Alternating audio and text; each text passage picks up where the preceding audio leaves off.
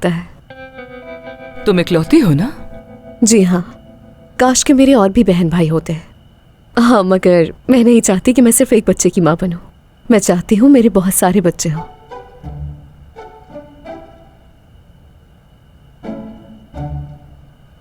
सिनान, मैं देख रहा हूँ कि तुम्हारा मूड काफी अच्छा है। मैं तो हमेशा ही ऐसा रहता हूँ भाई, शायद आपने मुझे अब नोटिस किया है। तुम क्या करती हो सोना? मॉडलिंग। मतलब क्या आप फैशन शोज वगैरह में जाती होंगी? सादिया तुम बैठ जाओ, वो खोल देंगे दरवाजा। मेरे ख्याल से जनान होगी, मैं खोल देती हूँ। जनान साहिबा का तो नहीं बताया था मुझे। जनान कौन है? मेरी खाला, करीब में ही रहती हैं वो। क्या वो आ गए हैं? हाँ, वो आ गए हैं। मैं जरा कुछ देर के लिए ऊपर जा रही हूँ, वो यहीं पर हैं, तुम उनके साथ बैठ जाओ। क्या हुआ? बताती हूँ तुम्हें बाद में। ठीक है।